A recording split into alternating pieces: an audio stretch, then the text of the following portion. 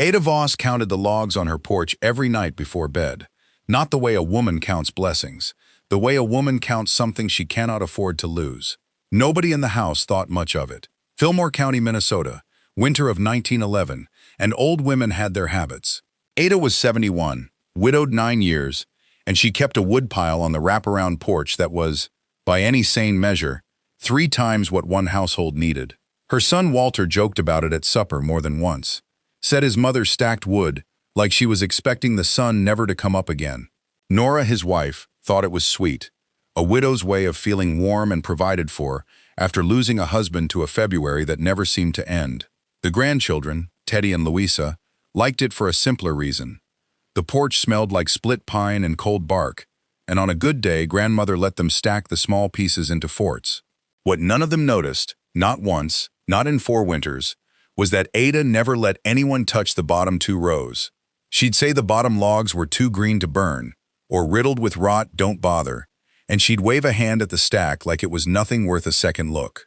Teddy, 12 years old and built for restlessness, tried once to pull a log from the bottom row to whittle into a slingshot handle.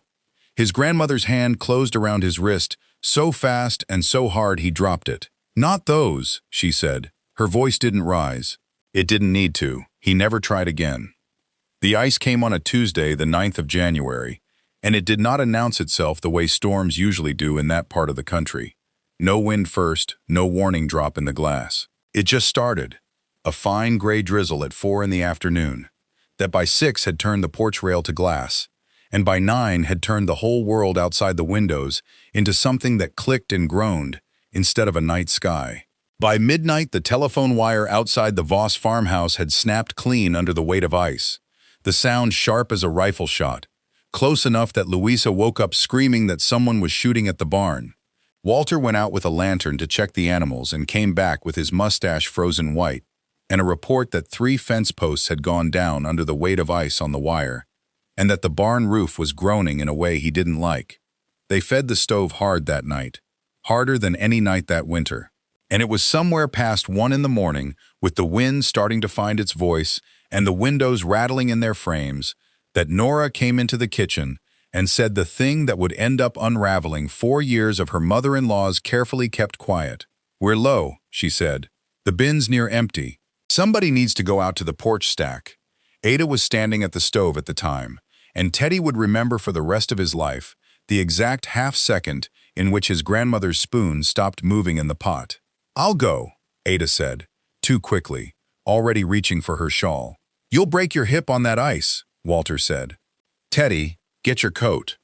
Here is what a boy notices. At 12, in the dark, with ice needling sideways into his collar, and a lantern throwing more shadow than light, he notices that the porch, which he has walked across 10,000 times, feels different, underfoot, near the far end, close to where the big logs sit.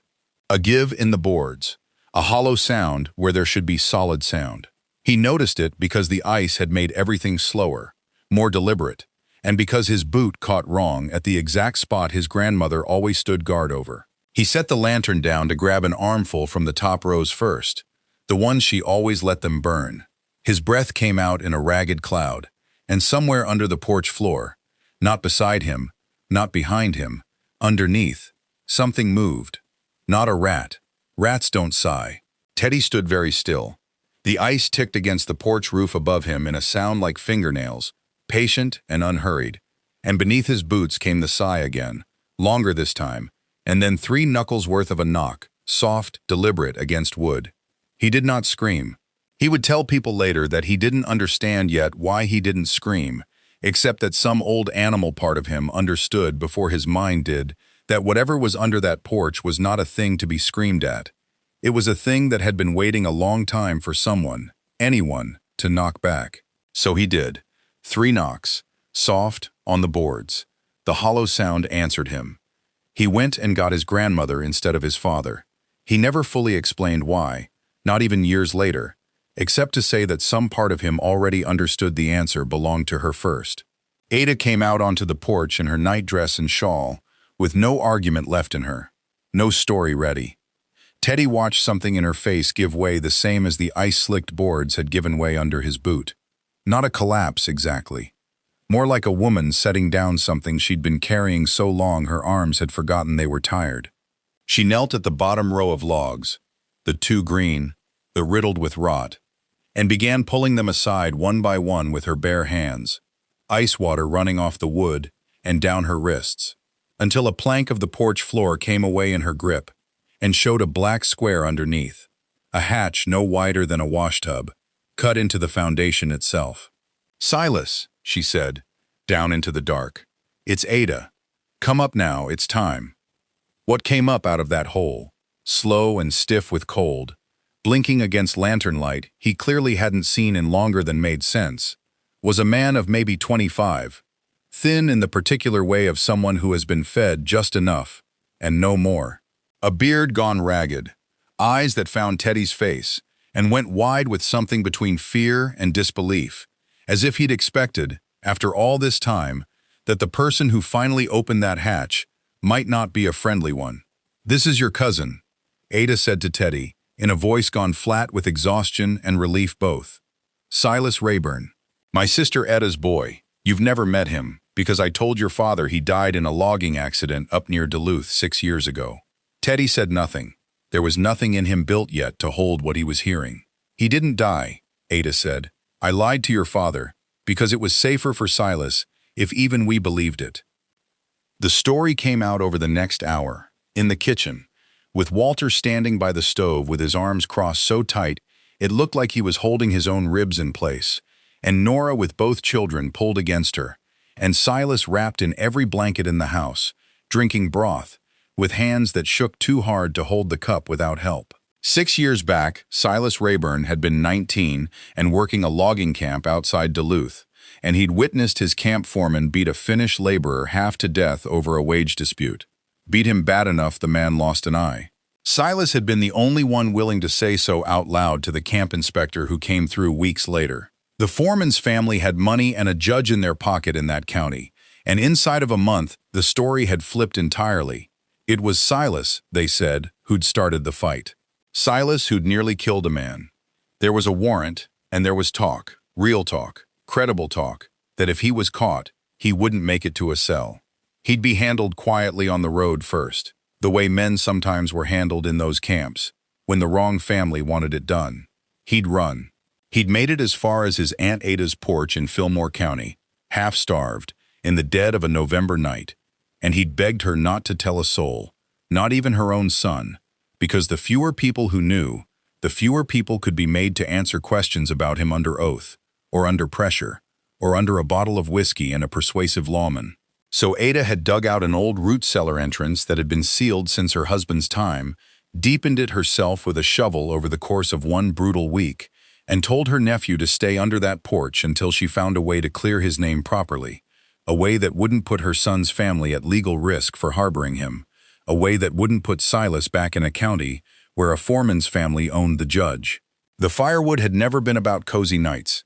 It had been cover, camouflage, and, twice a week, when she brought food and thick socks and news down through that hatch, under cover of checking on the rot, it had been the only lifeline a wrongly accused boy had left in the world.